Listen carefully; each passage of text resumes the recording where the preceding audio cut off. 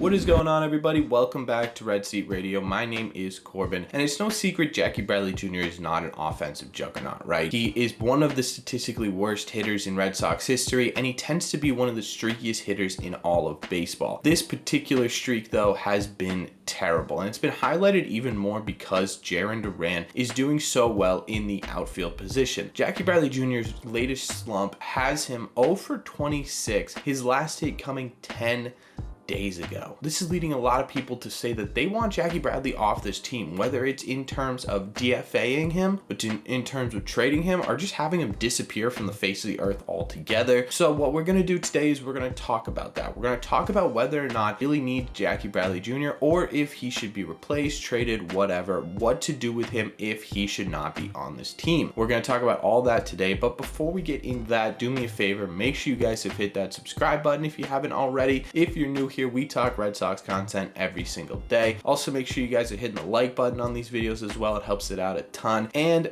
if you enjoy this video, share with a friend or family member that you think loves the Red Sox as much as you do. Thank you all very much for clicking on this one. Let's get into it.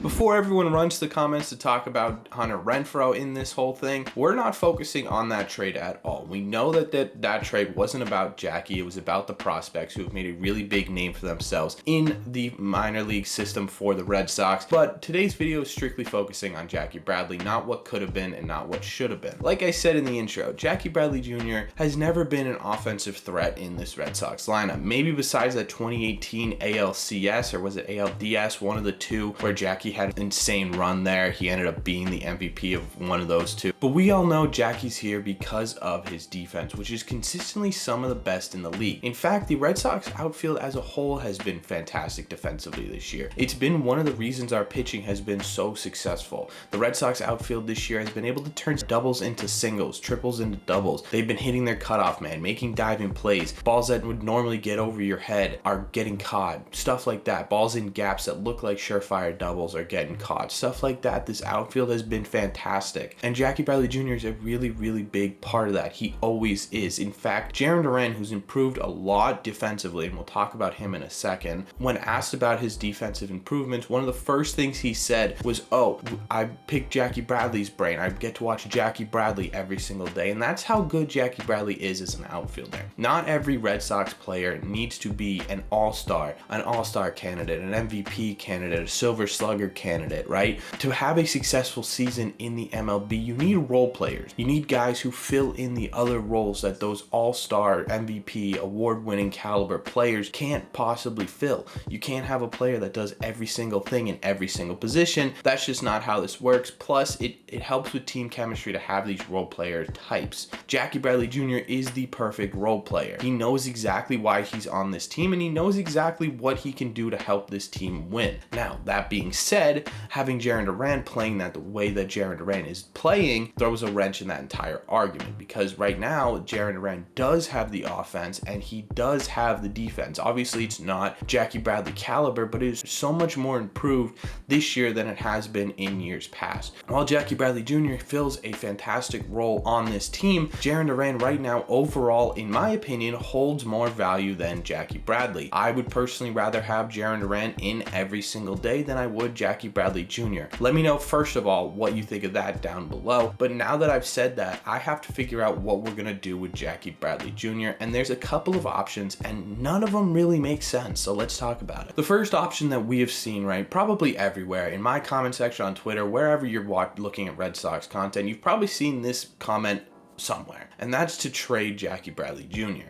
The problem with trading Jackie Bradley Jr. is that he doesn't really have any trade value. Yes, he's a defensive wizard, but you look at his offensive production, and you're probably, as a team trading with the Boston Red Sox, you're probably not too excited to take on that monetary value that's attached to him for the performance that you're getting out of him. The only way I could ever see Jackie Bradley Jr. ending up in a trade is if Chaim Bloom somehow either fleeces a team and absolutely robs them of someone, or that Chaim Bloom is able to sneak them in and is like, hey, we're going to give you all these great prospects, maybe a great player too. Why don't we just throw in Jackie Bradley Jr.? It helps us out and you guys get an all-team defensive outfielder. And maybe that does happen, but in my opinion, that seems highly unlikely. I don't see another team biting on Jackie Bradley Jr. The other option option's pretty simple: DFA Jackie. It's not a possibility, right? The Red Sox could hypothetically do this, but I don't know if they will. Like I said, Jackie Bradley Jr. still adds value to this Red Sox lineup. He doesn't have to be a all-star MVP candidate because he knows he's that role player type. When you have the other 8 guys in a lineup producing like they've been producing in the month of June, you can kind of hide Jackie Bradley's tough month. If I'm being completely honest with you, we won so many games in June that I didn't even notice that Jackie Bradley Jr. was on such a slump that he hasn't gotten a hit in the last 10 games. I had no idea. It doesn't feel like that at the plate right now because the Red Sox are doing so well offensively. Plus, it doesn't seem like the Red Sox have that ideology of, oh, he's not performing to what we want, we're just going to completely DFA him and start over. Again, like I said, the Red Sox have this sort of ideology of, we can have our star players, sure, but what we really need to focus on are these utility guys, are these guys that we can plug in and make this team better in one aspect to create a full team. Look at first base, right? We probably could at some point this season realize that, hey, Bobby Dahlbeck's not doing it at first base.